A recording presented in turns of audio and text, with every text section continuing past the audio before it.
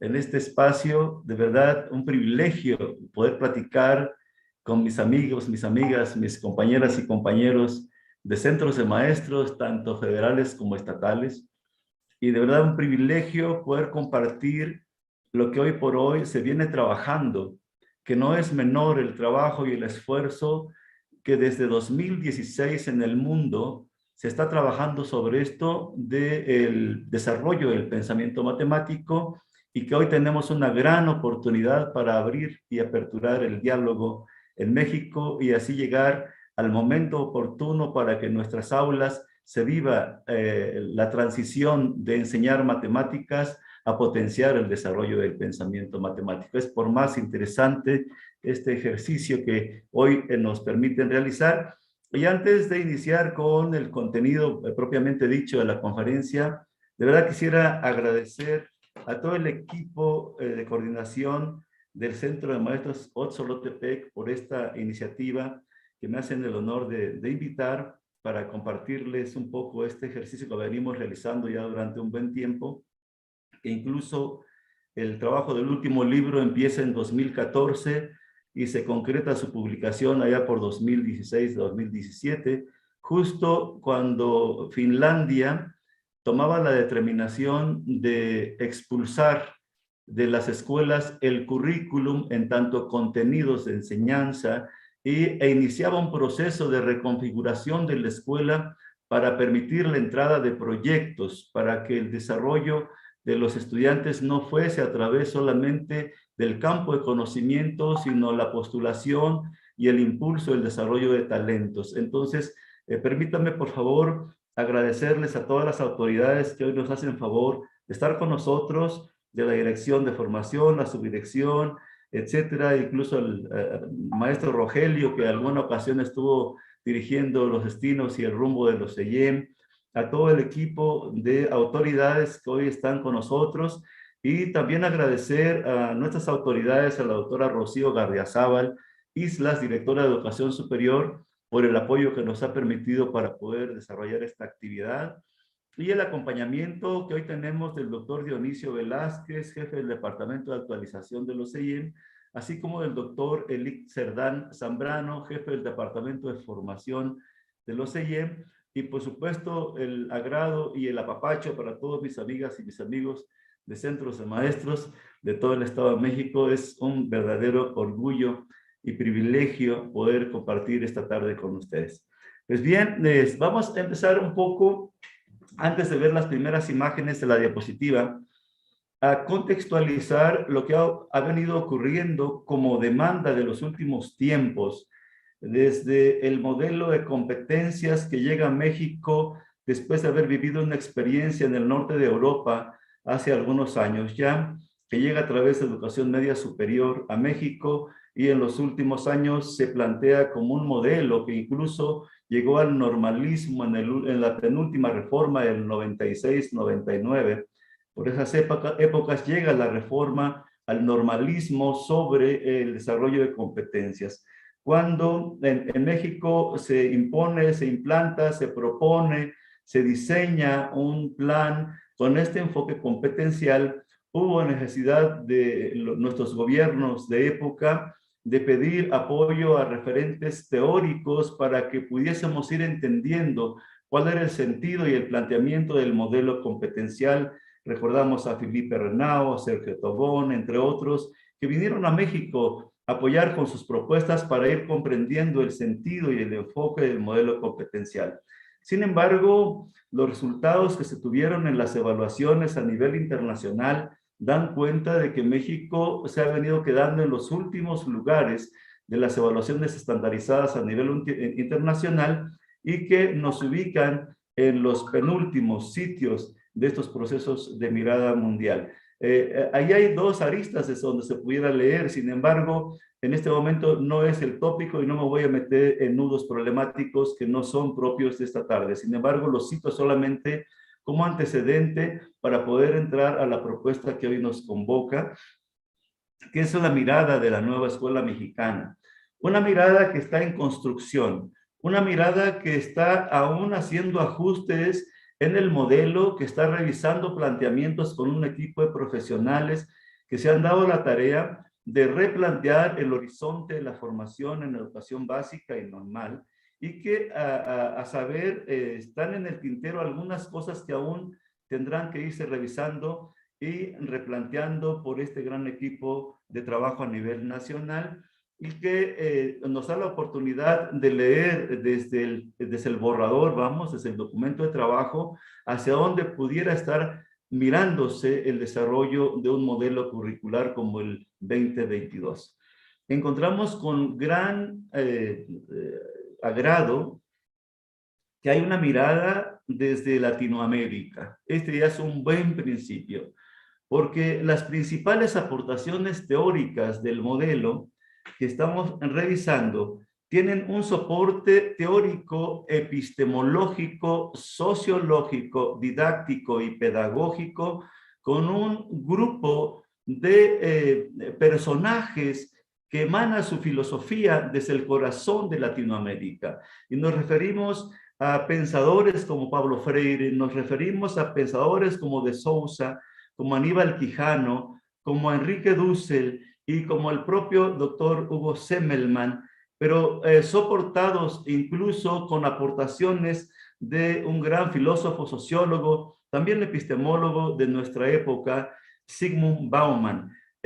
Sin desconocer, al contrario, reconocer y refundar el planteamiento y traer al presente el planteamiento de dos grandes teóricos que a nivel, a nivel pedagógico, soportados con una postura epistemológica, serían Jean Piaget y Leontief S. Vygotsky, con dos posturas que articuladas nos permiten entender al ser humano, al sujeto, como un ser entero. Un ser entero, un ser indivisible, un ser holístico que difícilmente podría partirse o fragmentarse. La posibilidad de analizar su desarrollo del sujeto, para no meterme en el rollo ahorita de los lenguajes niño, niña, adolescentes y jóvenes, para no estar repitiendo todos estos cuatro conceptos, referiré sujetos, si ustedes me lo permiten, para englobar y no estar repitiendo cada vez la serie de nombres, porque se me complica de pronto en términos de, son muchas palabras, pero entendamos que me refiero a niños, niñas, adolescentes y jóvenes cuando digo sujetos de la educación.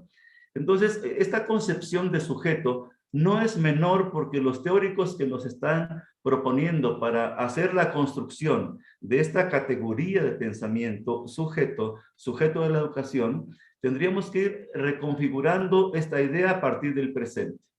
Un presente que está en movimiento y que el presente es una construcción que se hace a partir de la recuperación del pasado. Espero ser claro con lo que voy planteando acá. Esa recuperación del pasado a través de un dispositivo llamado memoria que permite cuestionar aquellas marcas vitales de experiencia que hacen ser lo que soy, lo que pienso y lo que hago en el presente. Entonces es un presente que está en movimiento en tanto el sujeto está en movimiento. Por tanto, cuando traemos al presente el pasado y hacemos de ese pasado historia, estamos trabajando la historicidad del sujeto, una categoría por más fundamental en esta nueva mirada del modelo 2022. Cuando hablamos de las relaciones histórico-sociales, cuando hablamos del sujeto histórico, cuando hablamos de la propia historia, no nos quedamos y no nos referimos al conjunto de hechos como contenidos de la historia. Nos referimos a los constructos que hace el sujeto a partir del movimiento de su presente y el movimiento al pasado para recuperarse y entenderse en el presente y la posibilidad de construir futuro, de construir horizonte, de construir futurible a partir del presente, un presente real, un presente en construcción, un presente que está lleno de simbolismos porque el sujeto es la consecuencia del vínculo, de la relación, interacción entre él y un mundo culturalmente organizado. Planteamiento vigosquiano por más interesante. Cuando nosotros replanteamos el pensar de la escuela en este modelo, y que aquí viene uno de los primeros planteamientos que tendríamos que ir pensando cómo transitarlo. Dejar de enseñar matemáticas, suena riesgoso el planteamiento, pero tendremos que analizarlo con un juicio crítico muy abierto, muy flexible, un pensamiento crítico realmente que permita la apertura del pensamiento para el diálogo pedagógico y no cerrarnos en creencias y no cerrarnos en caprichos de que alguien tiene la verdad, simplemente plantearlo como una posibilidad para el debate, para el diálogo, para la construcción colectiva del pensamiento, porque en términos epistemológicos nadie tiene la verdad. Esta es la aspiración de muchos, la construcción de ella en términos de colegialidad sería una pauta brillante para ir juntos caminando hacia una concepción de que la enseñanza de la matemática la hemos tenido desde 1600 a la fecha. Ya son más de 400 años y no hemos tenido los resultados que hemos deseado. Tenemos todavía en nivel medio superior un 70% de jóvenes no acreditados, para no llamar reprobados, no acreditados, y muy apenas un 20% de acreditación en media superior con calificaciones regulares y solamente un 10% de acreditación con calificaciones esperadas en términos de logros escolares. Y estos datos que doy están a la vista en las investigaciones en el Estado de México, con preparatorias del Estado de México. Entonces habría que preguntarnos qué está ocurriendo, qué está pasando con la enseñanza de la matemática. Entonces esto convoca a un pensar distinto, a una didáctica no parametral, a una didáctica disruptiva, que rompa el esquema de enseñanza, que rompa el esquema de enseñar lo que hay que aprender, Piaget. Porque si se enseña lo que hay que aprender, se le coarta la posibilidad del estudiante de aprenderlo. No enseñes lo que hay que aprender. Habrá que hacer lo posible para que el estudiante aprenda y entonces abriremos una ventana interesante para replantear la concepción de didáctica. Cuando hacemos estas reflexiones, digo, expulsemos la enseñanza de la matemática de la escuela y dejemos entrar la vida del estudiante para desde ahí construir el pensamiento matemático, entonces se me antoja una diferencia enorme entre enseñar matemáticas y potenciar el desarrollo del pensamiento matemático, que incluso se puede potenciar a partir de la propia enseñanza de la matemática. Es decir, a partir del contenido matemático también puede potenciarse cuando el contenido del pensamiento, perdón, cuando el contenido de la matemática se convierte en un objeto de conocimiento, es decir, en un objeto de interés del estudiante por conocer. Y aquí apelo entonces al planteamiento del doctor Hugo Semmelmann cuando nos convoca a pensar que el sujeto también tiene necesidad de construirse y que hay una necesidad de conciencia y que hay una necesidad de conocimiento, pero sobre todo una voluntad de conocer. Y entonces, si yo pienso en que tengo que potenciar en el desarrollo y provocar esa voluntad de conocer, la tarea del docente tendré que replantearse y lejos de enseñar pi por radio al cubo por altura sobre 3, que poco te dice a ti, que poco me dice a mí, que poco le dice a los estudiantes, que poco nos dice a todos, ¿sí? Más aún a un estudiante que no ha logrado construir epistémicamente los esquemas mentales, cognitivos que le permiten significar los datos de la matemática en sí. Es decir, que pareciera que los números de la matemática son como por arte de magia, un conjunto de combinaciones y que surgen resultados que por más difícilmente podría comprender o explicar. Estoy hablando del estudiante y de muchos de nosotros los maestros. Baste plantear un ejercicio sencillo que cuando yo digo la tercera parte de 2/4 es menor a cualquiera de sus multiplicandos, entonces, ¿cómo puedo expresar esta parte en términos algorítmicos o matemáticos que le permitan al niño comprenderlo? Estoy hablando de 5º grado de primaria, por poner un ejemplo. Estas cuestiones de la enseñanza parametral, y luego tendremos que dialogar sobre qué es esto de la enseñanza parametralizada, y buscar la posibilidad de construir una didáctica no parametral. Aquí tendríamos que citar necesariamente a la doctora Estela Quintar con toda la propuesta epistémica del doctor Hugo Semmelmann, que hoy por hoy está también permeando el enfoque de una educación y una pedagogía altamente humanista que pone al centro del proceso al estudiante. Y entonces, a partir de este contexto de elementos categoriales que tienen 2 o 3 miradas distintas, voy a pedir que pasen la primera diapositiva para ir articulando lo que yo quiero plantear esta tarde con estos elementos que la Escuela Mexicana me está proponiendo, de tal suerte que signifiquemos cómo estamos mirando la idea de poner al sujeto al centro del proceso educativo.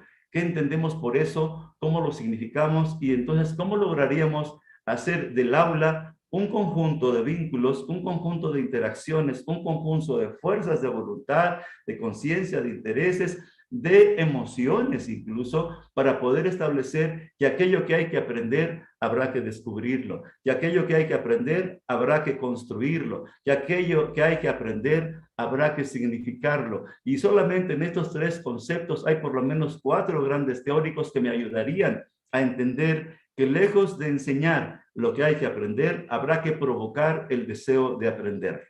Entonces, ahí abrimos la diapositiva, si me permiten, la primer caso. Hoy tenemos pensamiento matemático, una mirada desde la nueva escuela mexicana, su servidor. Pasamos a la siguiente, por favor.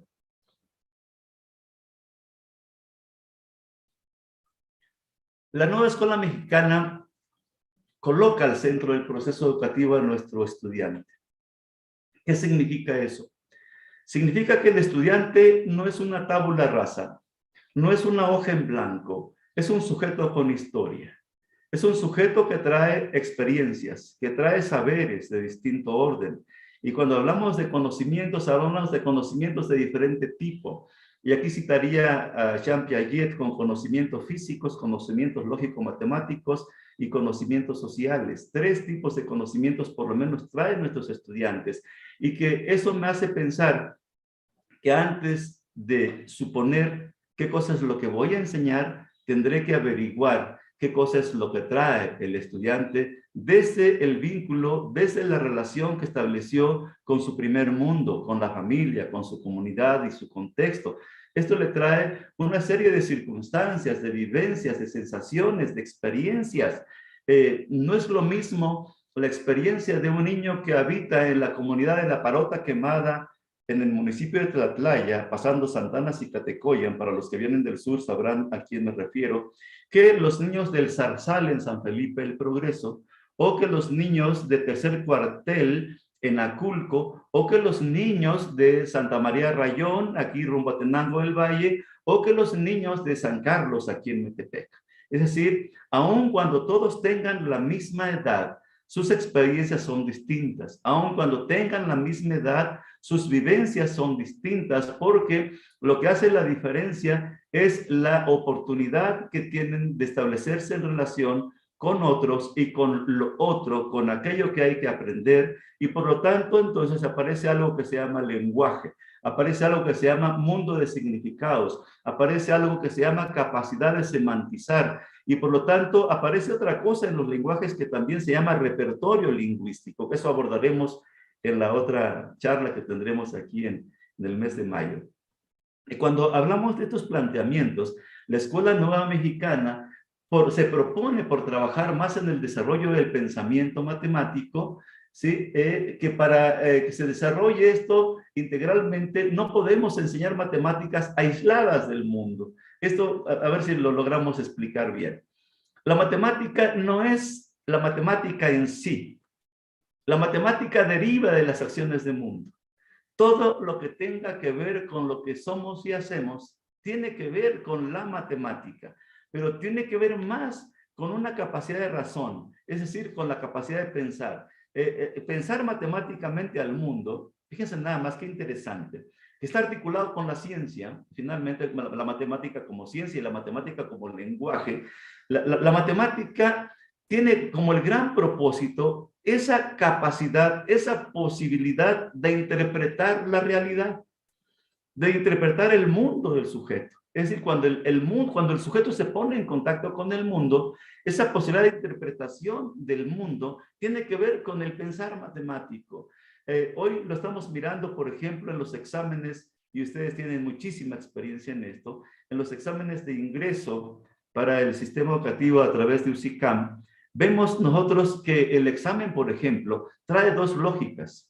Y si lo hemos escudriñado muy bien, trae una lógica de razonamiento desde la cual se diseñó un reactivo y trae un razonamiento lógico que pone en juego el sujeto para develar ese razonamiento del diseño sintáctico semántico del reactivo. Entonces, aun cuando el examen es comprensión lectora, comillas, eso lo vamos a discutir en otro momento, ¿sí? Análisis de la estructura sintáctica de un reactivo, la pregunta que le voy a hacer al reactivo es, ¿qué me pregunta cuando me pregunta? Y entonces la respuesta no la voy a tener desde el contexto del texto de la pregunta, sino lo voy a tener a partir del mundo de significados que yo he podido construir para atender lo que la pregunta y su lógica me está planteando. Y entonces, aun cuando no tenga el conocimiento certero del contenido del reactivo, yo, si pongo en juego el razonamiento lógico, podré saber cuál es la respuesta correcta del reactivo si, solo si, he descubierto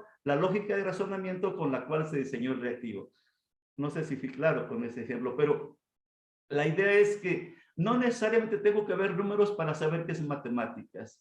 No necesariamente tengo que ver algoritmos para decir es matemáticas. Simplemente las acciones de vida, todas tienen una lógica, todas tienen un proceso, todas tienen un rumbo y todas tienen un punto de destino. Cada acción tendría que tener un punto de destino. Y en este proceso hay un razonamiento lógico y hay una lógica de razonamiento. Por lo tanto, si al estudiante le potencializamos para el desarrollo del pensamiento matemático, no estamos dejando fuera, esta es la parte interesante que me encanta de la nueva propuesta, el asunto de las habilidades en general, de los conocimientos en general, de las capacidades, de las aptitudes, de las actitudes y los valores con los cuales va a interactuar en el mundo. Por eso se plantea una aula democrática, una escuela democrática, desde el tercero constitucional, la democracia planteada como un estilo de vida. Entonces, el aula tiene que ser un espacio de democracia, donde todo el mundo tenga la posibilidad de dar las versiones sobre el problema planteado.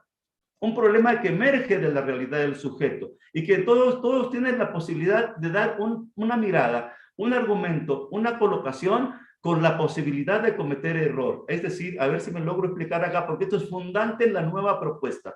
Las escuelas hasta hoy se han dedicado a calificar aciertos y errores. La escuela como enfoque en general, histórico, le gusta que el niño maneje solamente certezas, verdades y aciertos. No le gusta que el niño se equivoque, le califica aciertos y poco hace por los errores de los estudiantes.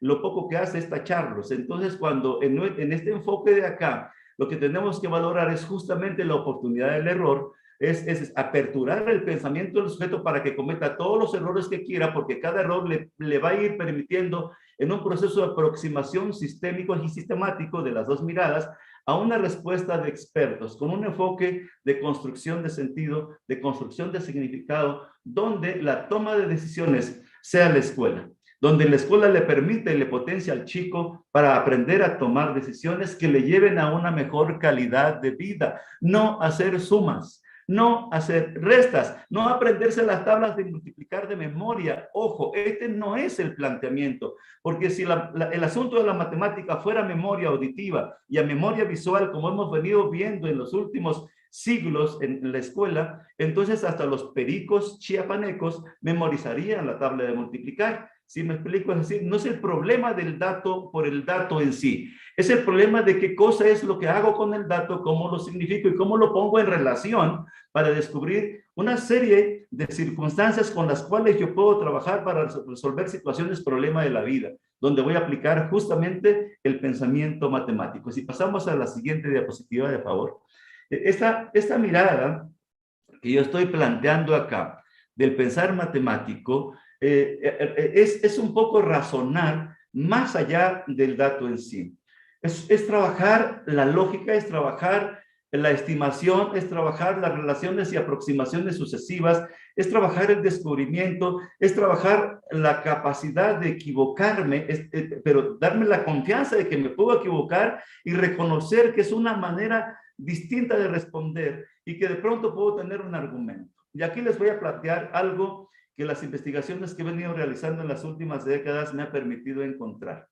Miren, voy a poner como ejemplo una escuela primaria que todo el mundo conocemos aquí en Toluca.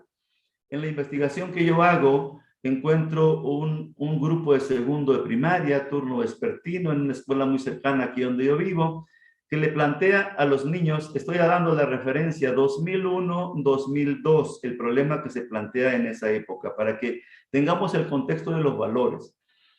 Le dice la docente a sus estudiantes, le dice, y vayan tomando nota un poco de esto para que también me ayuden a resolver el problema, lo que planteó la maestra. Y este problema está escrito en el trabajo de investigación. Está en una de las tesis. Dice, ayer compramos una maceta que costó 150 pesos. Si hemos cooperado 35 niños, ¿cuántos niños faltan de cooperar? Ese fue el problema y está escrito en la investigación. Imagínense el tipo de respuesta que podrían construir a partir de un problema así. Ok, un problema así, tal cual. Viene otro problema en otra escuela de la zona militar, de la exzona militar, turno vespertino, segundo grado, y les propone un problema a los estudiantes de la siguiente manera, y le dice la maestra a los estudiantes, en esa época, para que contextualicen los valores, le dice, para ir a la Ciudad de México, de Toluca a la Ciudad de México, se pagan 38 pesos de pasaje. ¿Cuánto dinero tengo que llevar para ir y regresar? Ok. Con estos dos datos, la pregunta sería, ¿qué respuesta espera la maestra? Si de ida hay que pagar 38 pesos, ¿cuánto habrá que llevar de dinero? ¿Qué respuesta espera la maestra? Ok. 3 niñas responden correctamente a lo que esperaba la maestra. Y un niño que estaba junto a mí cuando estaba haciendo mis registros etnográficos, estaba haciendo matemáticas. Fíjense la diferencia. Y el chico empezaba a razonar y decía, de mi casa a la decía la terminal, son 4.50. En la época que cobraban 4.50, ahorita no sé ni cuánto cobran. 4.50 más 38 pesos de pasaje. Dice 38, 39, 40, 41, 42, 50. Si me dan ganas de ir al baño, me cobran 2 varos. Ahora cobran como 5 o 6, no sé. Y le empieza a agregar lo que si me compro un refresco, me cobran como 5, le suma el refresco, más 38 de regreso, más los 4.50 para llegar a mi casa.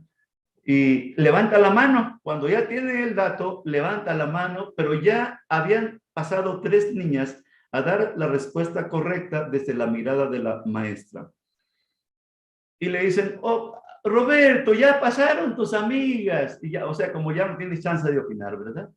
Entonces yo levanto la cara, porque no era observación participante, solamente levanté la cara mirando a la maestra como diciéndole, dale chance de que conteste. Y el niño contesta, sí, maestra, pásale al pizarrón. Dice, no, desde aquí, son como 80 varos. Le dijo así el chico a la maestra. ¿Cuál fue la reacción de la maestra y de sus compañeros cuando dijo, son como 80 varos? O son más de 80 varos. Así lo dijo, no dijo una precisión. Son más de 80 varos. Hubo murmullos de risas burlándose de la respuesta de Roberto. Y la maestra le dice, ¿cómo crees, Roberto? A ver, Gaby, dile cuánto es 38 más 38. ¿Sí? Ok. Tanto. Correcto. ¿Ya viste, Roberto? Dice, bueno, maestra, lo que pasa es que yo no vivo en la terminal. ¿O usted me va a pagar el pasaje para la terminal? Yo tengo que pagar el pasaje de mi casa a la terminal y de regreso otra vez al terminal a mi casa. Entonces eso ocupa que tenga 9 pesos más. Más 2 para ir al baño son 11 pesos, más 5 de un refresco. A esos 76 agréguele todo esto y son más de 80 varos, le dice. Ok. ¿Qué ilustramos con esto en la investigación? Ilustramos que los niños ponen en juego diferentes recursos, diferentes estrategias, diferentes procesos para dar y construir una respuesta ante un problema planteado por su docente. Pero también descubrimos que el docente está acostumbrado y acostumbrando a sus estudiantes a recibir solamente una respuesta correcta, y aquel que responda distinto a la respuesta que yo he prefigurado como correcta, el estudiante está mal. Hoy por hoy, el planteamiento que me hace la escuela nueva mexicana, la nueva escuela mexicana, es un poco inverso. Es dejar sin haberle enseñado un algoritmo convencional al estudiante, proponerle una situación, problema derivada del contacto que tiene con el mundo, de la vida, in situ. Eso lo vamos a ver en la última diapositiva. De ahí construir un problema que nos implique la vida, que nos implique a todos, que nos implique experiencias, que nos implique datos que puedo tener la posibilidad de significar. Cuando yo digo esto, datos que tengamos la posibilidad de significar, quiere decir que ya dejemos de enseñar matemáticas que no le dicen nada al estudiante, o matemáticas abstractas, frías, sin sentido y sin contenido, o matemáticas engañosas que no hablan de certezas y que no hablan de acontecimientos reales. Veas el siguiente ejemplo. Ayer vino Pedro a la escuela y trajo 14 manzanas. A la hora del recreo se comió 8 manzanas. ¿Cuántas manzanas le sobraron? Un problema de segundo de primaria. Y la verdad es que en realidad no hay un niño que lleve 14 manzanas de lonche. Tampoco hay un niño que se pueda comer 8 manzanas juntas a la hora del recreo. O probablemente sí, ¿verdad? Pero vamos, no es tan creíble que un niño se coma 8 manzanas de lunch y que le sobren 6. Entonces, la pregunta es, ¿por qué tenemos que plantear problemas ficticios, problemas no reales para un niño si lo que estamos proponiendo acá es que sean matemáticas vivas derivadas de la vivencia primera del estudiante? Este pensamiento a menudo de naturaleza lógica y analítica, cuantitativa, también involucra el uso de estrategias no convencionales de los niños. Las formas de aproximarse paulatinamente a un resultado es mucho más interesante a que, ojo, a que aplique un algoritmo de manera ciega y acrítica, simplemente porque se lo enseñó el maestro de esa manera, y dé una respuesta matemáticamente válida para la escuela, pero que no logró significar al estudiante de manera procesual.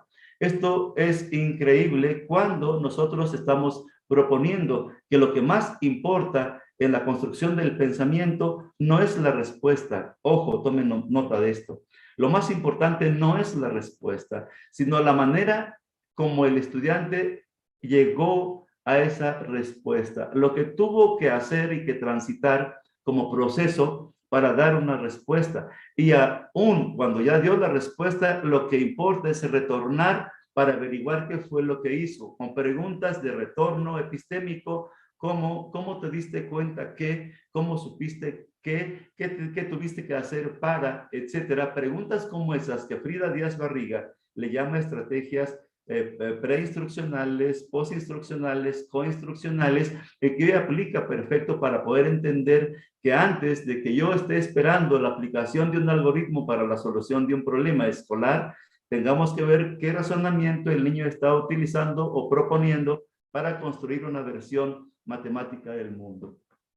Este asunto nos implica entonces que tendremos que trabajar con esta idea de pensamiento divergente. Si queremos construir un pensamiento divergente, entonces tendremos que construir y apelar a una didáctica innovadora, a una didáctica heurística, a una didáctica crítica, a una didáctica, vamos, llámenle disruptiva. Una didáctica que rompa con el esquema tradicional de enseñanza parametral de las matemáticas. Pasamos a la siguiente diapositiva, de favor. Entonces, cuando surgen estas ideas que nos provoca el pensar, ahí tenemos una imagen que nos puede decir más que el propio texto. Una imagen de aquel gran inventor del foquito para hacer la luz. Me parece que es Tomás Alva Edison, y que tuvo una experiencia increíble que nos deja como legado. No fue al primer intento que logró que el foquito encendiera. No fue al segundo, ni al 2000, ni al 3000, ni al 4000, ni al 5000, ni al 6000, ni al 7000, ni al 9000. Iba más de 9000 intentos, y alguien le decía y le cuestionaba y le criticaba, bueno, ya es fracaso tras fracaso tras fracaso. ¿Cuántos fracasos ya llevas? Y si llevo 9999, pero no son fracasos. Dice, son 9.999 maneras de aprender de cómo no enciende este bulbo, este foco, para entendernos bien. Y al intento 10.000 logra encender. Entonces, de 10.000 intentos, tuvo 9.999 aprendizajes de cómo no prende el foco, y solo un aprendizaje de cómo sí prende, y fue el que quedó registrado para la historia. Pero pensemos, si hubiese desistido él en cada intento, en cada comillas, fracaso, que él nunca lo miró como fracaso, entonces probablemente todavía no tuviéramos luz eléctrica, pero bueno, seguramente sí la tendríamos ya, ¿no? Es un poco la idea de que al niño no le podemos coartar la posibilidad de que cometa error en un intento de resolución de un problema. A ver si soy claro con este gran ejemplo histórico. Lo que tengo que hacer es ver, analizar el nivel de capacidad potencial que el niño está teniendo, Vygotsky, para poderle diseñar problemas a su alcance que le convoquen a tener una posibilidad de respuesta que le genere mayor confianza de respuesta y no ponerle un nivel de problema donde la respuesta no la va a poder construir y le genere incluso una frustración al estudiante. Esta es un poco la idea que Vygotsky me propone para que yo esté aproximando conocimientos, reconociendo que los niños tienen distintos momentos en el proceso que no derivan directamente de la edad, sino de los constructos de significado que ha venido construyendo a partir de la relación que establece con el mundo de cultura culturalmente organizado. De esta manera, el chico va teniendo ciertas concepciones que le permiten arribar paulatinamente a respuestas cada vez más sólidas y más complejas. En ese sentido, el pensamiento lógico-matemático permite al individuo ser más eficiente en la toma de decisiones, la elaboración de estrategias para la solución de conflictos, pero es muy importante que los docentes tengamos la clara visión acerca del pensamiento de los niños y adolescentes, así como de los procesos cognitivos que ellos transitan. Y aquí tendríamos que recurrir a la propuesta piagetana cuando él nos propone el estudio del desarrollo del niño a través de los estadios. Y por supuesto la matemática no escapa a este asunto, porque habla de la matemática como conocimiento físico, conocimiento lógico y conocimiento social en las estructuras de pensamiento, y el conocimiento como construcción a partir de un proceso llamado aprendizaje, que es la interacción del sujeto con otros y con aquello que hay que aprender. De esta manera, entonces, la doctora Margarita Gómez Palacios, discípula de Jean Piaget, nos habría dejado como legado que todo aquello que sea susceptible de despertar el interés por conocer se constituirá en objeto de conocimiento. Si es objeto de conocimiento, el estudiante estará en posibilidades de aprenderlo. Si no es objeto de conocimiento, es decir, no le provoca interés al estudiante por aprender, lo podrá memorizar, pero no lo ha aprendido. Pasará como nos pasó a nosotros, a usted y a mí, con muchísimos datos numéricos que aprendimos, que memorizamos, pero que a la fecha muchos no logramos significar. Por ejemplo, 3/4 por 2/3 igual a X. Esa relación de dos fracciones difícilmente se puede explicar por un estudiante, pero ese no es el problema. El problema es que difícilmente muchos maestros han logrado explicarse esa relación de una fracción respecto de otra fracción con un sentido multiplicativo. Entonces, cuando desarrollemos el taller de matemáticas que está próximamente a desarrollarse, ahí hablaremos de estas relaciones y cómo estratégicamente podemos ir construyendo versiones que me permitan entender todo eso que la escuela nos dejó y que poco o nada logramos comprender. Por ello, vamos a pasar a la siguiente. Es muy importante que tengamos nosotros claro que el chico va a pasar por un proceso de pensamiento que va desde, fíjense nada más, voy a plantear tres cosas aquí, desde representaciones no arbitrarias, no convencionales, a representaciones no arbitrarias, convencionales, a representaciones arbitrarias, no convencionales, y finalmente representaciones arbitrarias convencionales. Cuando los docentes logren diferenciar cada uno de estos niveles de representación en los estudiantes, sabrán qué hacer en términos de estrategias de aprendizaje, lo que el chico pudiera estar potenciándose en términos de lo que plantea Carles Monereo, que es otro de los autores que nos citan aquí, apúntenlo. Carles Monereo, con su obra Estrategias de Enseñanza y Aprendizaje, que me van a permitir entender que yo ya no tengo que enseñar, el contenido de aprendizaje. Lo que tengo que enseñar son estrategias para aprenderlo. Entonces eso me cambia y me coloca en una posición distinta. Pero tengo que entender que efectivamente el chico pasa por un proceso de representación a veces muy lejano a la convencionalidad, pero que de pronto da cuenta de su nivel de representación mental que está teniendo. Si me explico, puede representar con objetos, puede representar con otros símbolos no convencionales hasta poder representar una acción que es una operación. Fíjense nada más, por ejemplo, la mecanización que muchos vemos en una pizarra es entendida previamente como una operación. Entonces, el problema es entender qué es una operación en términos matemáticos. Y para decir bien, una operación matemática es un conjunto de acciones interiorizadas y reversibles del pensamiento, ¿sí me explico? ¿Sí? Un conjunto de acciones interiorizadas y reversibles del pensamiento que logra dar cuenta de un proceso de ida de A hacia B y de B hacia A. Por lo tanto, el chico cuando opera matemáticamente con la suma o con la resta, descubre que a esa operación le corresponde una operación inversa, que a toda operación como conjunto de acciones le corresponde una operación inversa. Cuando el estudiante descubre esto con la ayuda de su maestro, va a descubrir, por ejemplo, en la suma, el neutro aditivo, en la multiplicación, el neutro multiplicativo, a través de la multiplicación-división, en una relación de dos operaciones mentales.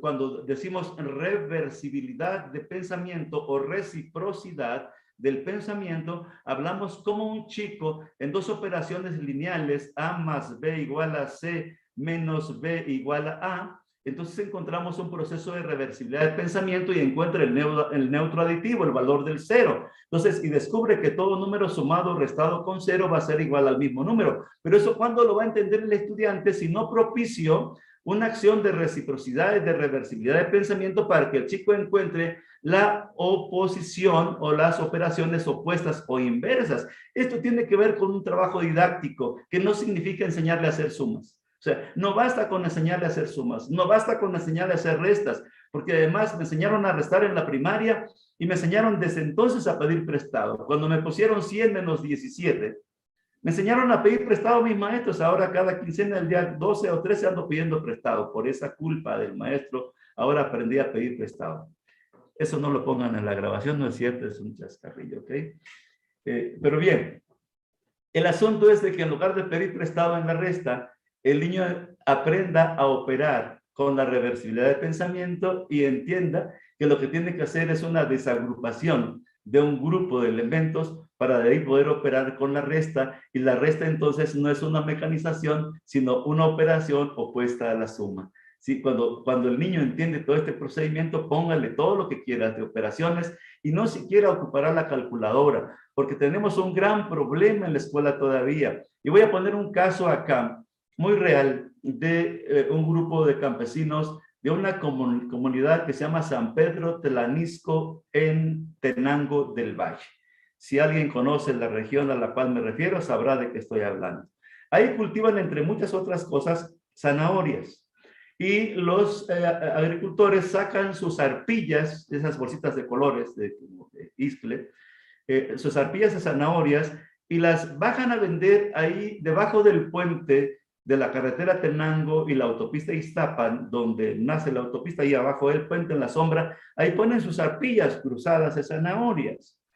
Y les ponen un papel fosforescente o fluorescente, no sé cómo se diga correctamente, le ponen ahí 30 pesos por arpilla. Dato. Y de pronto alguien con una camioneta, una Ford Lobo 2022, vidrios eléctricos, se orilla tantito y le pregunta: oye amigo, y si te compro todos tus costales de zanahorias, ¿me la puedes vender a 25 pesos la bolsita, el costalito? Y el campesino voltea a ver a sus costales 3 segundos y después lo voltea a mirar a él y le dice: a 25 no me sale. Planteamiento interesante que hace el campesino. Dice: no me sale. La pregunta que yo haría: ¿qué referentes tomó en cuenta el campesino para decirle al comprador que a 25 no le sale venderlo? Entonces, ahí tendríamos que hacer todo un análisis de contexto. ¿Sí me estoy explicando? De realidad. Y no solamente hacer una chingada suma o una multiplicación para resolver el problema de la escuela. No, señor. Es analizar el contexto del mundo del campesino para poder advertir y poder analizar por qué el campesino habría dicho: es que a 25 no me sale. Y le dice: ok, te las puedo dejar a 27. Todas. ¿Ok? ¿Cuántas arpillas son? Dice, tengo 25. Entonces, por favor, me ayudan a contestar. Pero la condición para contestar la respuesta, número 1, no es usar lápiz ni papel, menos calculadora. Es decir la respuesta así con las manos levantadas para no tocar nada. Es, ¿cuánto habrá recibido el campesino por 25 arpillas de zanahorias a 27 pesos cada una? Sin hacer lápiz, sin hacer cuentas que la escuela te enseñó, digamos en 3 segundos, ¿cuánto cobró ese señor por sus 25 arpillas? ¿Qué responderíamos ante eso? Ahí lo pueden poner en el chat, ¿va? Ahí pueden poner sus respuestas en el chat. Y no hagan las mecanizaciones que la escuela les enseñó. Hagan otra cosa que no sea eso. Es decir, hagan matemáticas, jueguen con los datos, jueguen con los números, hagan ajustes, hagan relaciones, hagan aproximaciones, hagan lo que se les hinche la gana, pero no hagan la multiplicación escolar. No sé si me estoy explicando. Entonces, ¿cómo le hizo el campesino para saber? Y dicen, vean que aquí no tengo ni una hoja, ni lápiz, ni nada. ¿Sabe qué? Ok, perfecto, se las dejo a 27. Y entonces todavía el amigo de la camioneta, así como mofándose el campesino, ok, ¿y cuánto es de los 25? Son 675 varos. La pregunta es, ojo, la pregunta es, ¿qué hizo el campesino para contestar en el acto, así en un tris? Son 675 pesos. La pregunta es, a lo mejor iría a la escuela, tal vez ni a la escuela fue. No tiene calculadora, no tiene papel ni lápiz y le contestó 675 pesos. La pregunta que yo hago aquí a los maestros, ¿qué habrá hecho ese campesino para contestar 675 pesos? Maestro José Manuel, ahí tiene una mano, dígame algo por favor ahí. Algo que está ahí pensando, que ya le está carcomiendo ahí en su cabecita. Abra su micrófono y compártanos esta idea que tiene. José Manuel Garduño.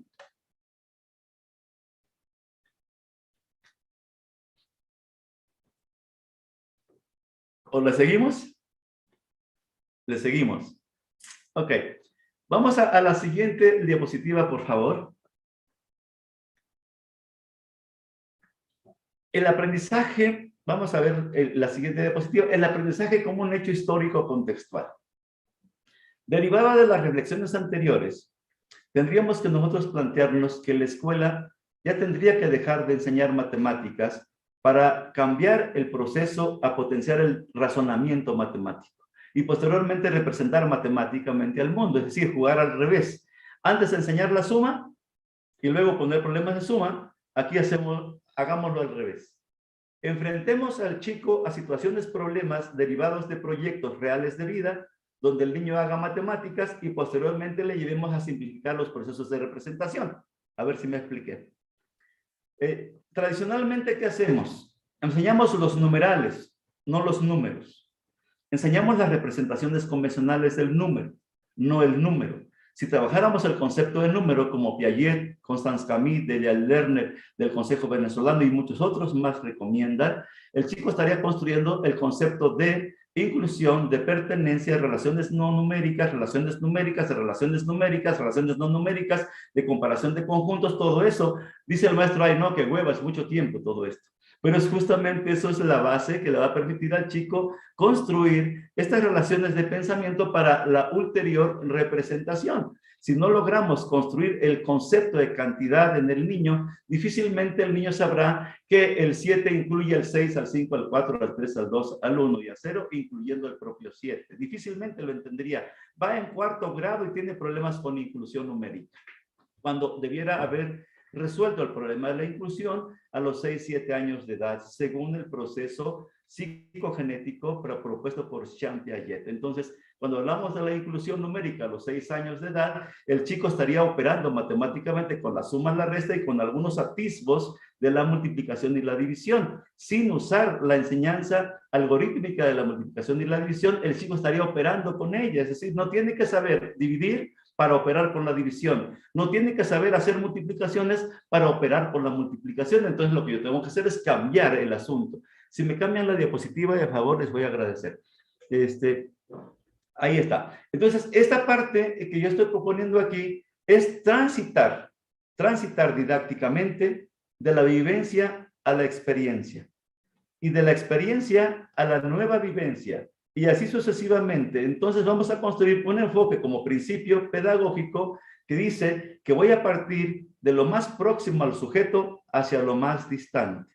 Algunos le han llamado de lo fácil a lo difícil, algunos le han llamado de otras maneras. Su servidor le está llamando de lo más próximo a lo más distante. ¿Por qué razón?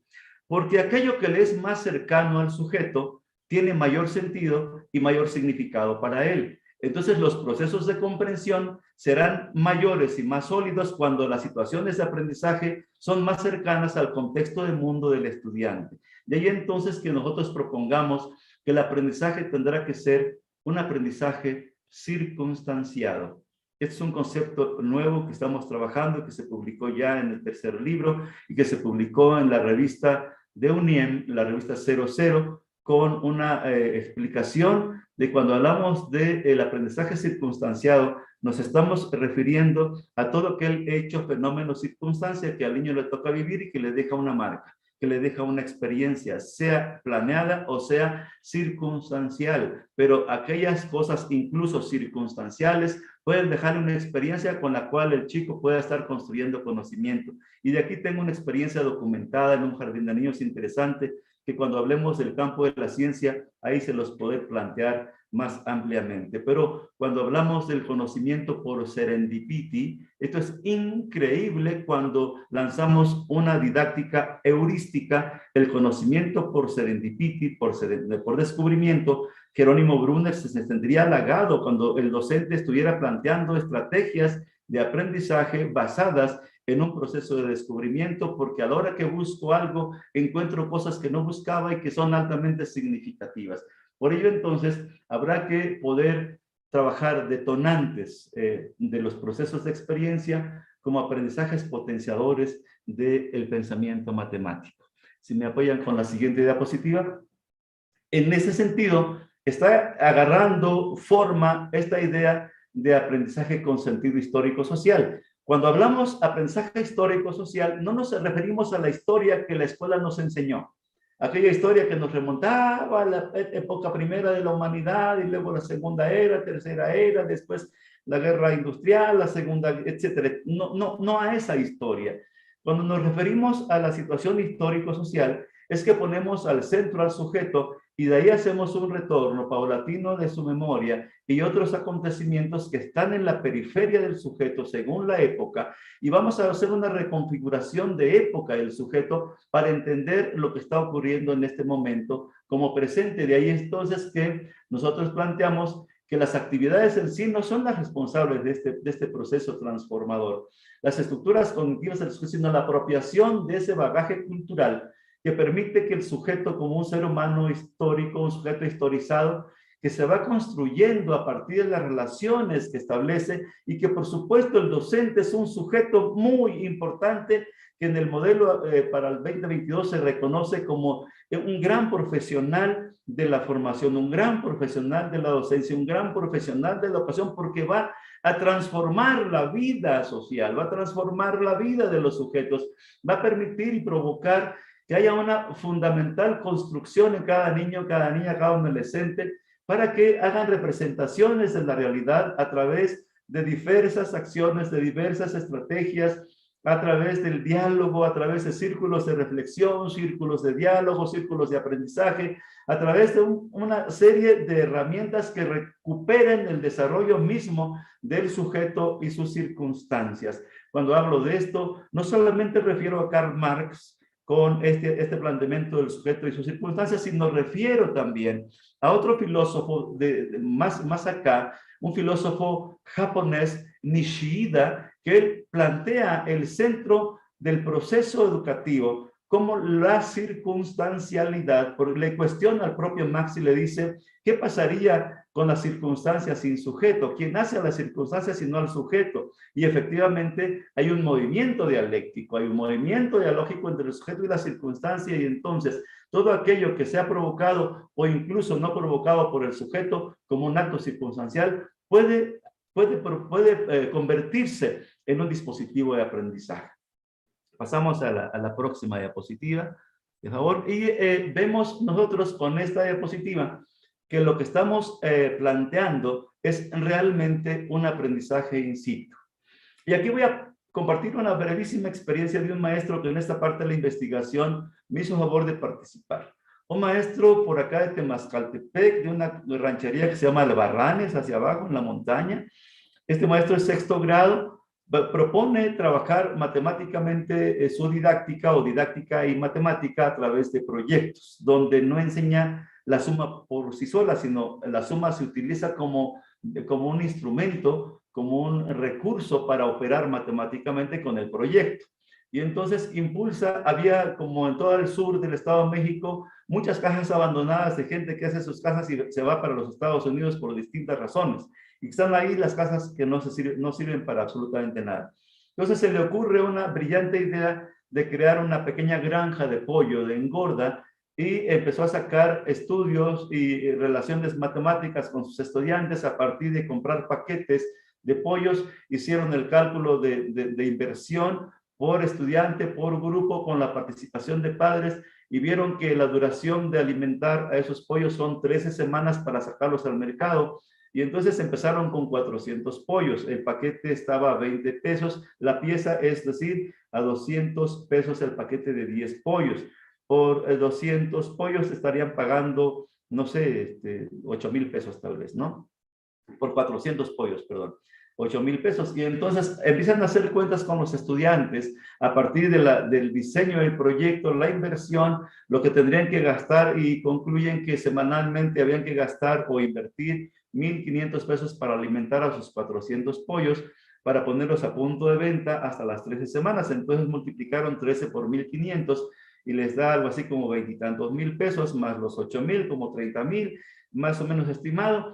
Una inversión como de 32,000 pesos para alimentar a 400 pollos durante 13 semanas. Estoy hablando de datos así muy fríos. Ustedes vayan haciendo la matemática del proyecto. Cuando el maestro empieza la experiencia y empiezan a hacer los registros de todos los acontecimientos, el hecho, el fenómeno, el proyecto, lo que implicaba y todo lo que implicaba alrededor de la vida del estudiante, y dijeron, oiga, ¿cuántos pollos se lograron? ¿Se lograron los 400? No, profe, se murieron 30. Entonces hagan la cuenta, ¿cuántos pollos me quedan? Ok, me quedan 370 pollos. ¿Y a cómo los vamos a vender? Promedio se vendieron a 250 pesos cada pollo. Una producción de pollo de más o menos 2,5 kilos de peso, el pollo a las 13 semanas. Los ponen al mercado y los venden a 250 pesos. Y el maestro hace un análisis junto con los estudiantes y padres de familia. ¿Cuánto obtuvimos de ganancia si invertimos aproximadamente 32,000 pesos para sacar 370 pollos y los vendo a 250? Y rápidamente, en una estimación, dice, son como 90,000 pesos en la venta, de ahí descuento los 30 y tantos mil, me quedan como 55,000 pesos de ganancia en 100 días.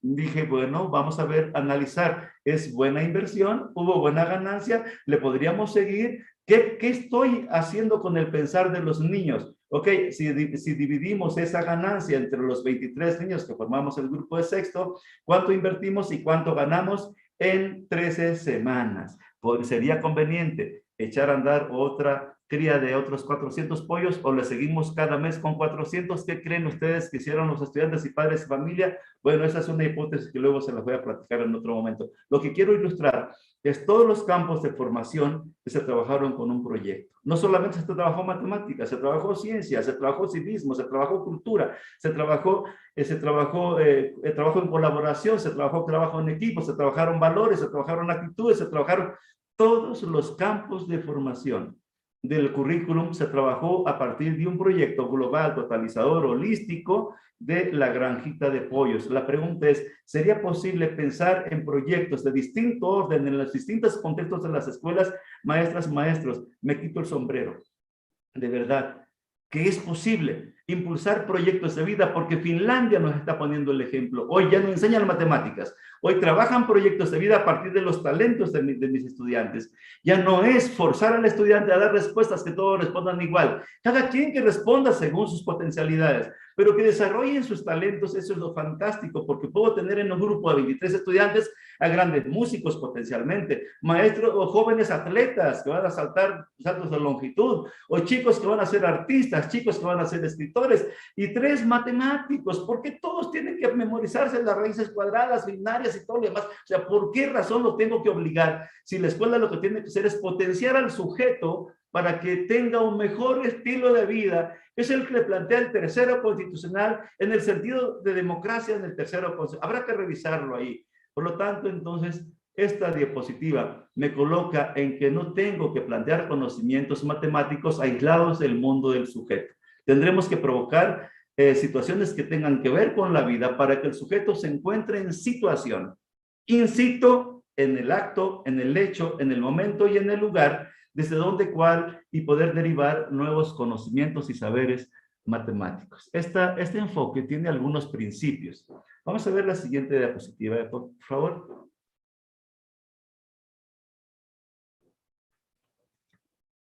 No sé cuánto tiempo tengo, pero ya me faltan 2, 3 diapositivas y cerramos esta primera parte. Los principios que tienen como formas de organizar esta propuesta, esta mirada, son principios de sistematización permanente del aprendizaje de los estudiantes. No podemos ir del tingo al tango, de A a Q, a R. Tenemos que tener una complejidad creciente en cada proceso de cada estudiante. Y entonces vamos a advertir que en el grupo lo tengo formado por una curva de Gauss. ¿Qué significa esto? Que el grupo está conformado por una diversidad de formas de pensar, con una diversidad de capacidades para respuestas, que tendré 3 niños por arriba del perfil, con una respuesta expedita muy rápida, incluso antes de que el maestro esté haciendo el planteamiento, te están respondiendo.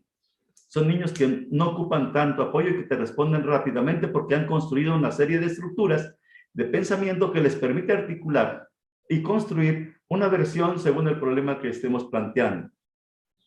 Tenemos la gran mayoría de niños de los que decimos ahí la llevan, de los que con un poco de ayuda, de apoyo, según el planteamiento vygotsiano, el chico va a poder resolver la situación problemática.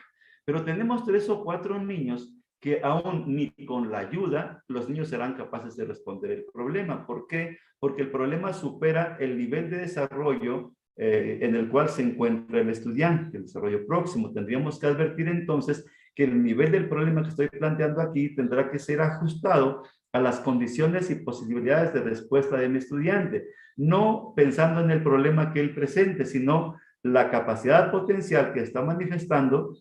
Y en razón de esto, yo tendría que estar haciendo la adecuación curricular correspondiente o la diversificación curricular o incluso el ajuste curricular a las acciones planeadas. Cuando yo ajusto lo planeado para responder a la posibilidad de mis estudiantes, entonces quien adecua las condiciones, el contenido o el nivel de complejidad de la situación de aprendizaje es el docente según las condiciones de respuesta de mis estudiantes para que los chicos no se generen traumas de que ellos nunca van a poder dar respuesta. Es decir, que todos tengan oportunidad de responder, de equivocarse, de buscar, de sistematizar, etcétera, y que este principio sea un principio orientador para mi intervención pedagógica. El siguiente principio es de la instrucción heurística, lo que he venido planteando acá. Vamos a ver que esta didáctica es una didáctica que posibilita la creatividad. Construir con el desarrollo de habilidades para resolver problemas, permitiendo la reestructuración de la situación, generando nuevas formas de ver el problema, facilitando su comprensión, la exploración y, por supuesto, la generalización. Estos 3 planteamientos los plantea también Piaget en la parte del sentido científico de cómo construir un primer proceso de comprensión del problema, una otra exploración o incluso de configuración del problema, descomponer el problema, analizar la situación y por último generalizar hipotéticamente un proceso hasta encontrar la respuesta que los científicos o los expertos podrían estar dando. De esta forma, aun cuando el proceso aparentemente puede ser más lento, es más consistente porque es el chico quien va descubriendo estas formas de razonamiento y no llega a una respuesta correcta vía un algoritmo mecánico. Es otra la mirada acá. El principio de aseguramiento de las bases concretas de los nuevos aprendizajes, así como el principio de la orientación consciente de la actividad de estudio y por último, el principio de acompañamiento de los estudiantes. Aquí, en el sentido de evaluación y acompañamiento, tenemos en los centros de maestros un libro interesante sobre la evaluación en la escuela, que plantea esta idea de devolución, de retroalimentación, de acompañamiento en 2 orientaciones. Una, afectivo-emocional que recupera al sujeto para que pueda tener confianza, y otra de contenido para que el chico pueda tener la oportunidad de descubrir otras maneras de razonamiento y la posibilidad de construir una respuesta correcta según las circunstancias del aprendizaje que se espera. Entonces, estos principios pueden de pronto permitirme a mí ir orientando el sentido de la propuesta pedagógica heurística, y que de estos hay dos conceptos fundamentales. Si pasamos a la siguiente diapositiva, por favor.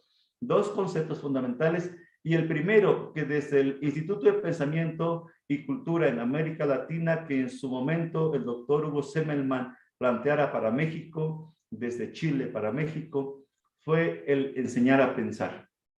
Y aquí la gran pregunta que uno tiene que estar haciéndose: ¿es posible enseñar a pensar? Es una gran pregunta. Cuando nos proponen esta idea de enseñar a pensar, más que aprender matemáticas, a ver si me logro explicar ahí, enseñar a pensar que permite la construcción del pensamiento matemático, habrá que hacer varias preguntas. Primero, yo no puedo enseñar a pensar cuando yo no he logrado darme cuenta si es que pienso. A ver si fui claro ahí. Y si quiero tener claridad sobre esa pregunta que me hago a mí mismo, le voy a preguntar no a Heidegger, no a Dussel, no a Hugo Semmelmann. Vayan a preguntarle a la pregunta: ¿qué significa pensar? ¿Sí me estoy explicando? Es decir, antes de preguntarme yo pienso, primero respóndanse: ¿qué significa pensar? Googleenlo, por favor, y les va a aparecer ahí Martin Heidegger. ¿Sí? No sé cómo se diga en su nombre correcto, pero en español lo leo así, Martin Heidegger. Y pregúntenle qué significa pensar. Cuando terminen de leer su obra, son 200 partidas más o menos, 10 cartas que Martin Heidegger escribe y nos deja como legado para entender qué significa pensar, entonces sí nos podemos preguntar y nos podemos decir: ah, yo sí pienso. Ah, entonces yo estoy enseñando a pensar a mis estudiantes. Para poder provocar el acto de aprender a pensar, debo preguntarme si yo soy capaz de construir procesos de pensamiento. Entonces, ahí dejo esa primera pregunta como primer concepto fundamental. Aquí hay grandes métodos de investigación, investigación heurística, investigación clínico-crítica, planteo y búsqueda de métodos de resultados, conclusiones y sumarización de estos procesos de búsqueda, de construcción colectiva. El otro punto, el otro concepto clave es enseñar a buscar información. Una cosa es navegar en la web y otra cosa es naufragar. Unos navegan y otros naufragan. Están buscando un concepto y les aparecen 25 cosas y se pierden en el punto central que buscaban y ya están abriendo 20 páginas más cuando tienen 20 pestañas abiertas. Le dedicaron mucho tiempo a estar divagando en la búsqueda, es decir, no tienen claro qué buscan. Es más, no saben si el link que están abriendo es de alta seguridad, es de confianza, tiene sustento, no, simplemente el título les gustó y lo abren y lo copian y lo pegan. Este es un problema que tenemos hasta en los doctorados, compañeros maestros. Estoy revisando trabajos de investigación actualmente y me encuentro que de 35 trabajos de investigación, 2 cumplen una condición de no copy-paste. 2 de 35 en maestrías y en doctorados. Entonces, estoy hablando de que hay un trauma cañón, iba a decir de otra manera, pero se escucha feo aquí en educación. Hay un trauma cañón que difícilmente podemos superar. Y se los voy a decir para que la piensen, los que tienen dificultades para escribir.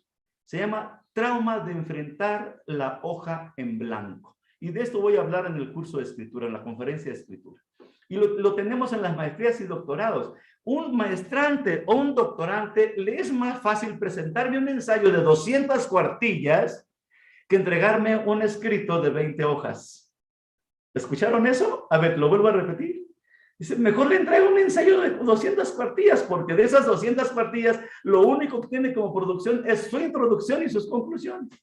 4 cuartillas escribió, de las 200. Lo demás es pura información que sacó de los medios hoy de información digitales. Dicen que hoy el conocimiento se alcanza en un doble clic, pero hay que ver qué tipo de conocimiento estamos construyendo con las aportaciones de las TIC y las TAC.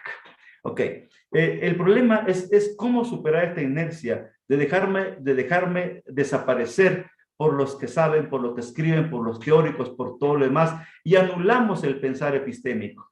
Trabajamos siempre el pensar teórico y nos desaparecemos y nos anclamos con el pensar teórico y desaparecemos el pensar epistémico. Lean Hugo Semmelmann con este planteamiento que nos abre la nueva escuela mexicana como posibilidad de comprenderme en dónde estoy para potenciar realmente sujetos que aprendan a pensar a partir de enseñarles a buscar información. O sea, no es simple, pareciera ser muy simple enseñarles a buscar información, pero si yo no soy un tipo que está formado en investigación documental de cómo organizar una biblioteca, cómo organizar una documentación para una tesis, cómo hacer una resolución de una manera sensata, consciente y sobre todo epistémica en términos de construcción, ¿cómo le voy a hacer para asesorar a mis estudiantes el séptimo y octavo semestre en las normales? Dios mío, cuando les planteo la recuperación de un ensayo crítico de la práctica docente, no tengo ni claridad de lo que es un ensayo crítico. Me estoy refiriendo a las normales de mi Estado de México. Las conozco las 37.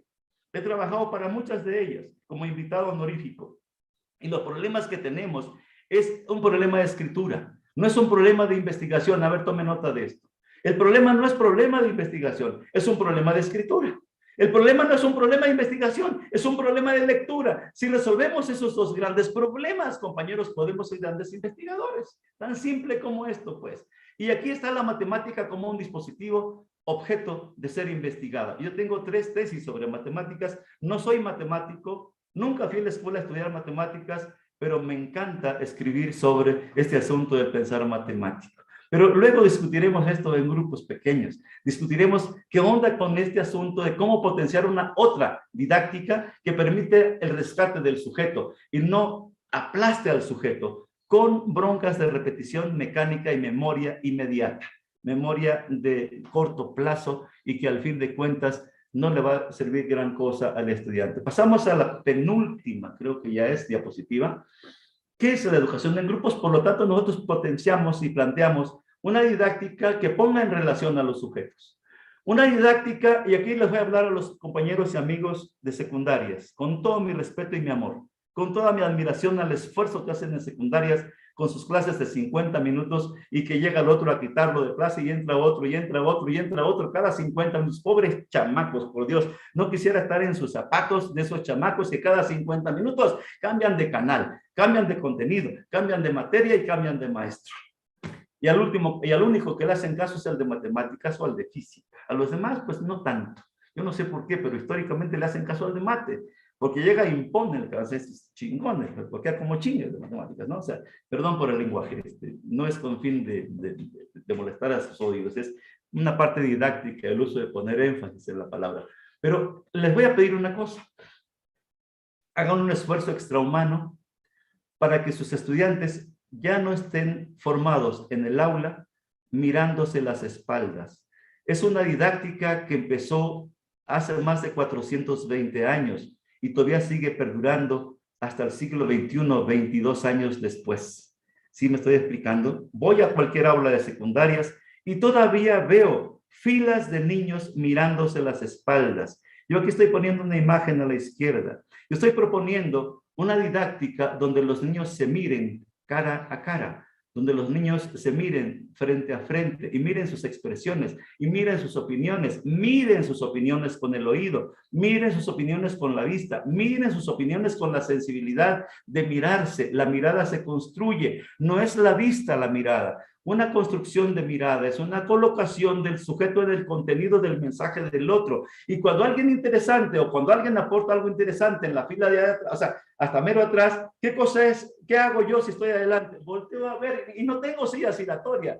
Con sillas giratorias es más chido voltear a ver, pero no tengo sillas giratorias en el salón. Entonces volteo a ver y hasta me sale tortícolis para ver quién dijo eso interesante, ¿no? Por favor, ya no hagan que los niños tengan tortícolis para voltear a ver al niño de atrás. Pónganlos en una manera que estemos de manera circular en los espacios. Hagan el esfuerzo de que los niños opinen, dialoguen, participen, se contrapongan ideas, construyan colectivamente el pensamiento. Esto sirve para una buena tesis doctoral. La construcción colectiva del pensamiento, sí y solo sí hay la posibilidad de apertura de un maestro que se arriesgue a perder un poco el poder. ¿Escucharon eso? Un maestro que se arriesgue un poquito a perder el poder, donde el niño se haga aparecer en términos freirianos como la capacidad de revelación. Pablo Freire, haz y provoca que el sujeto se indigne y que se revele. Esa revelación significa hacer lo posible para decir, hey, aquí estoy con lo que pienso. Tengamos grupos que argumenten, tengamos grupos que piensen, tengamos grupos que tengan opinión, tengamos grupos que expliquen y analicen también, pero que tengamos grupos que también tengan respeto por las ideas de los demás. Esta es una característica del pensamiento crítico. Cuando el sujeto se coloca en el pensar del otro y lo reconoce y dice, qué interesante planteamiento hizo mi compañero Carlos, esta es la parte del pensamiento crítico. Esto hace suponer que no todos sabemos todo y que hay muchos que saben cosas distintas que yo, que no sabemos más, solo sabemos cosas distintas. No sé si me estoy haciendo entender en esta parte. Por lo tanto, el docente no es quien determina lo que hay que aprender, tampoco el docente es el que califica si aprendiste bien o no, es el docente quien, preocupado porque el otro aprenda, hace hasta lo imposible, circo, maroma y teatro, para que oriente, dirija, coordene con los estudiantes sus propios problemas y sus propias maneras de construir versiones de realidad. Cuando digo esto, es ciencia, pero también es matemáticas. ¿Sí? ¿Cómo construyo versiones de mundo? ¿Cómo construyo versiones de realidad? ¿Qué entiendo por aguacate orgánico? ¿Qué entiendo por agua alcalina? ¿Qué entiendo como cuerpo alcalino? ¿Qué entiendo como nutrición? ¿Qué entiendo? Si me estoy explicando, es decir, ¿qué entiendo por esto que está rodeando en la vida? ¿Por qué no me afecté con el COVID? ¿Y por qué los que estaban enfermos de por sí fueron altamente contagiados por el COVID? Se murieron muchos por el COVID. ¿Por qué?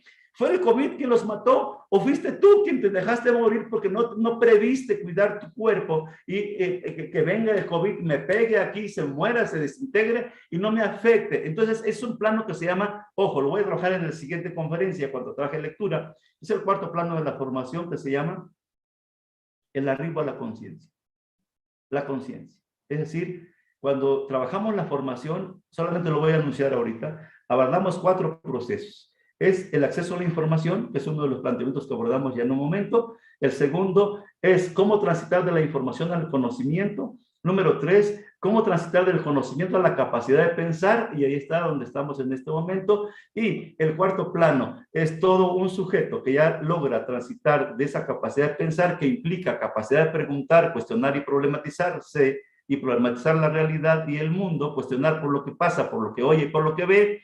Ese chico que llega y arriba a un plano de la conciencia, es decir, cuando el chico ya no voltea a ver a quién culpa o a ver a quién responsabiliza de algo que él está haciendo. Entonces, hablamos nosotros del quinto plano como parte axiológica, ¿sí? El resultado de la acción con un sentido valoral ético, donde yo soy capaz de hacerme cargo de los resultados de mis acciones o de las consecuencias de mis actos. El cuarto plano de la formación que deriva en una capacidad de hacerme cargo, y por lo tanto la matemática es un dispositivo cuasi perfecto para darme cuenta de eso que algunos compañeros que me antecedieron en la presentación de acá estaban llamando metacognición. La metacognición como la capacidad de darme cuenta cómo estoy aprendiendo, más allá de lo que estoy aprendiendo, número 1. Número 2, ¿qué me ayuda a resolver en la vida eso que estoy aprendiendo? ¿Sí me está dando cuenta de esto? Y número 3, la capacidad de dar cuenta de lo que yo he aprendido a los demás. Hacer legado con mi conocimiento y entonces dejar testimonio de mi existencia y dejar razón de mí en el mundo donde estoy. Y voy a transformar mi vida, pero voy a transformar la vida de los que están conmigo a partir de la toma de conciencia. Y con esto, compañeras, compañeros, ayúdenme a pensar que por qué trabajar en grupos me ayuda a cerrar esta parte. Si da clic a la diapositiva para cerrar en la última diapositiva. ¿Por qué trabajar en grupos? Y es ayudar mejor a resolver problemas, y no problemas matemáticos escolares, problemas de la vida. Si vivo en una comunidad donde hay que sería una afectación con ratas ahí que te están invadiendo las viviendas, entonces las ratas en las viviendas es un problema.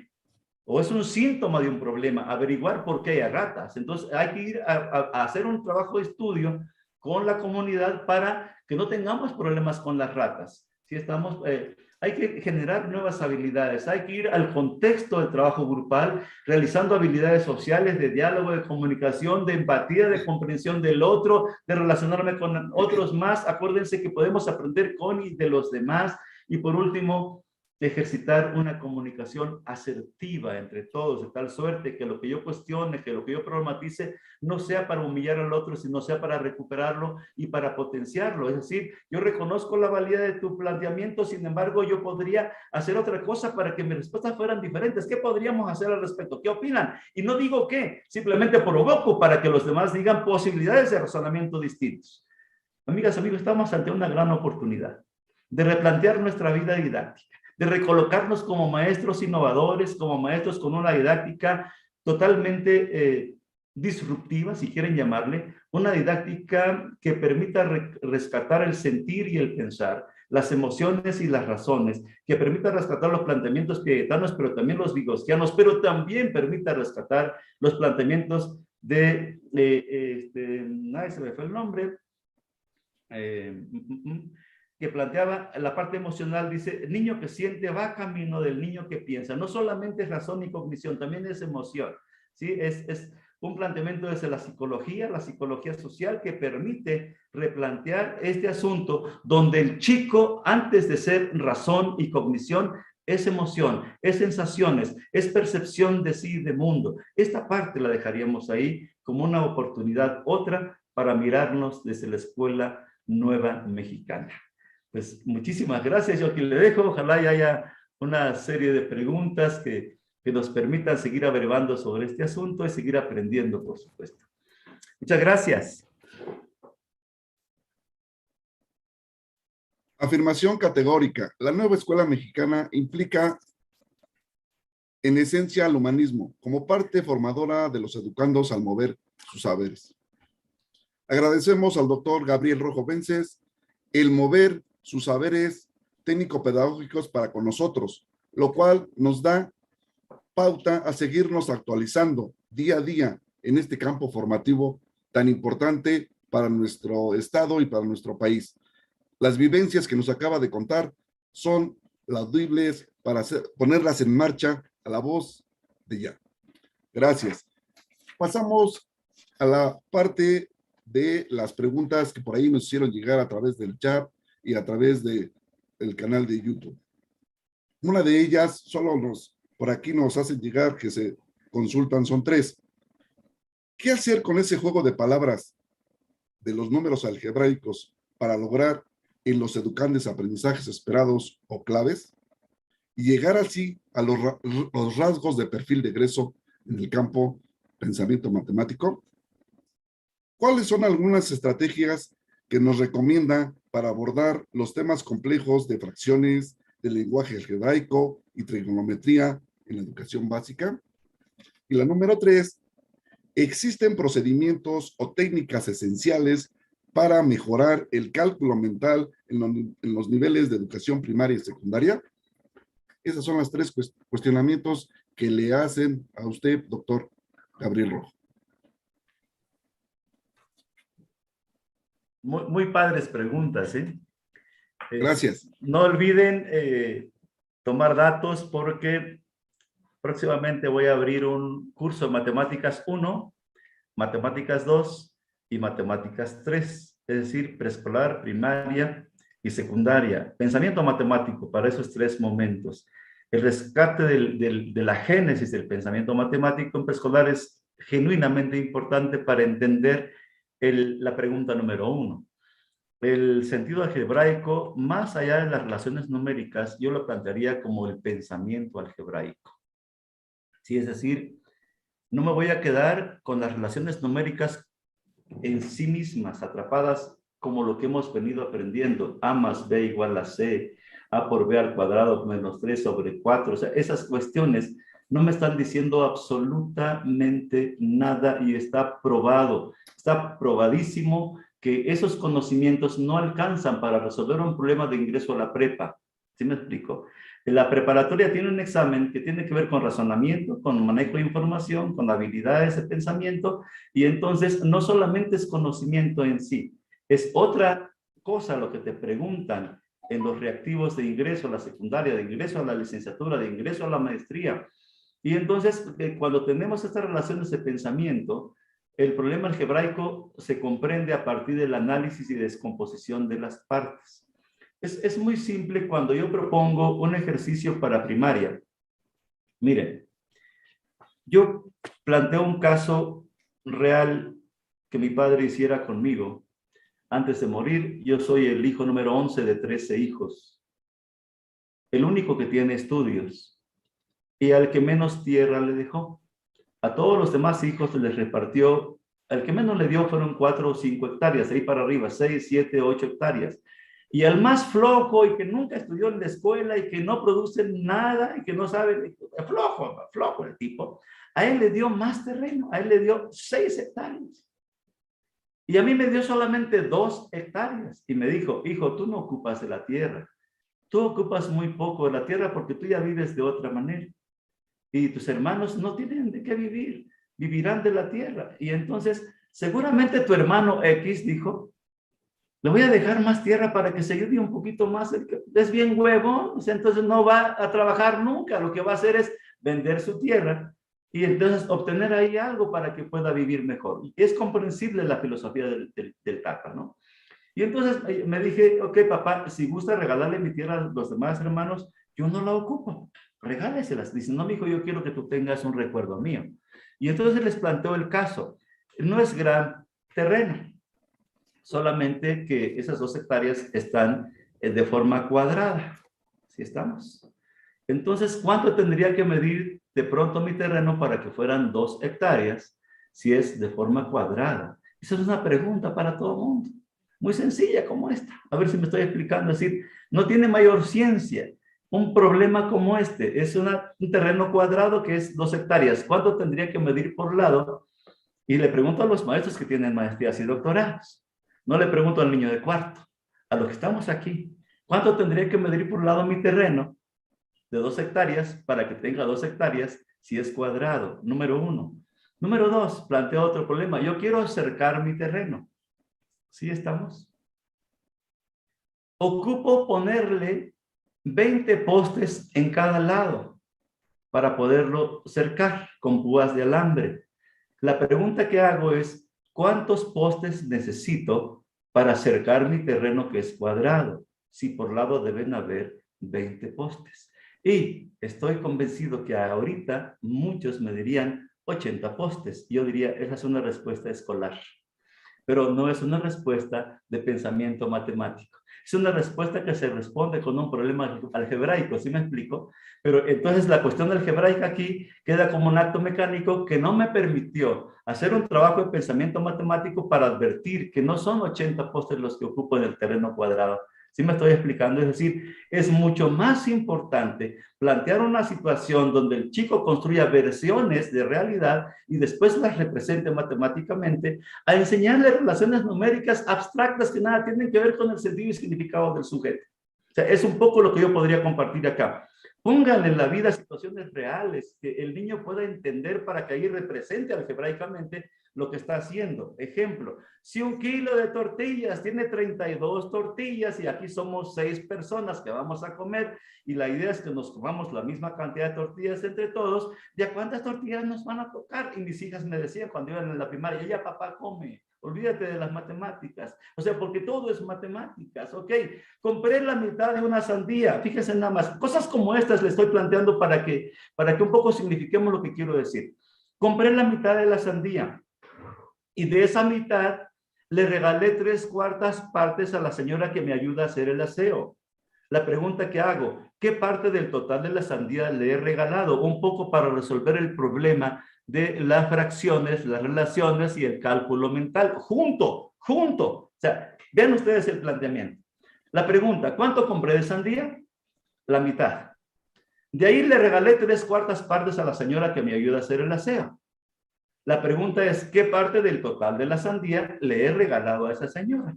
Y entonces, ¿a qué me convoca ese ejercicio? A ver, Qué importante sería que yo le enseñara un algoritmo primero de una fracción, de relación de fracciones, para que resolviera el problema. No le aportaría nada al sujeto, ¿sí me explico? Pero si yo lo enfrento a una situación, el chico, estoy convencido, es más, ahorita, si están conmigo en la conferencia, unos están dibujando la mitad de la sandía, la dividieron en cuartos y le dieron 3/4 partes a la señora y me dijeron 3/8 el total de la sandía, pero tuvieron que dibujar la sandía. Y eso se llama representación concreta y ya están en maestría, por Dios. O sea, a ver si me explico.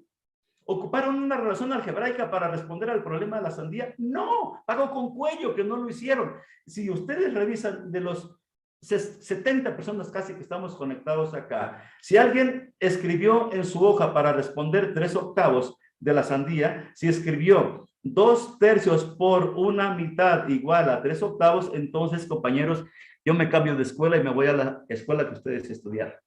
¿Sí me estoy explicando acá? Este es el gran punto. La gran diferencia es provocar el deseo de razonamiento más allá que memorizar un algoritmo, que memorizar una relación numérica. Por favor, superemos estas broncas algebraicas de enseñanza vertical, memorística, visual y auditiva y propongamos situaciones donde los niños operen matemáticamente con esto que están planteando. Y por último, en el asunto de la geometría.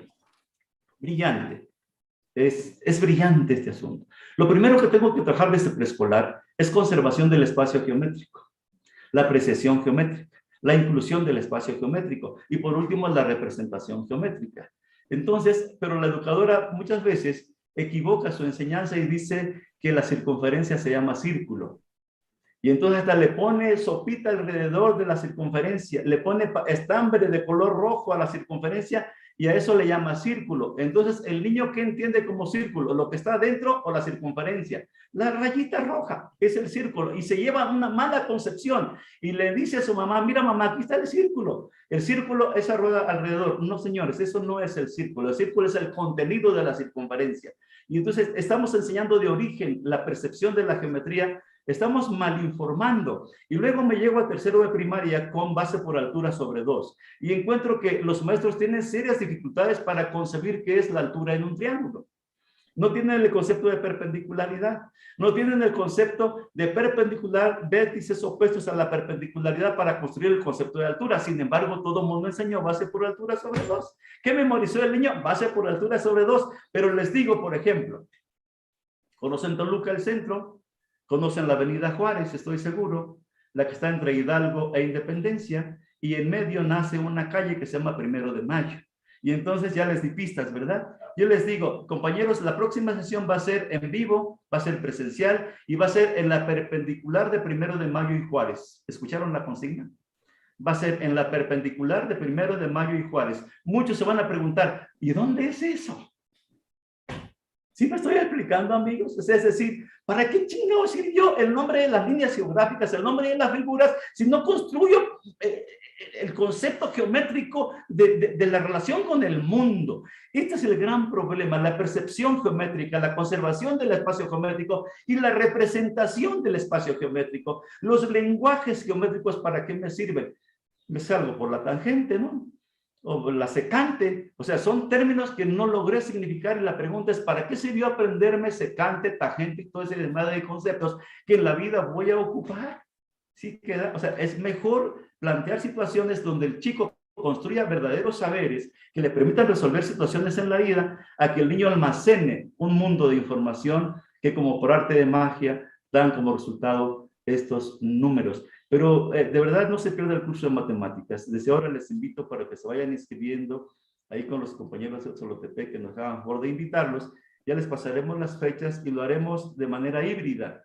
Los que puedan de manera presencial aquí en la agencia serán bienvenidos o yo me desplazaré a algún centro de maestros o a alguna escuela para impartir el taller presencial o los que no puedan lo haremos presencial y en línea para que pues, todo el mundo no se pierda esta experiencia de cómo hacer matemáticas, ¿vale? Muchísimas gracias. ¿Alguna otra pregunta, maestro? Está bien.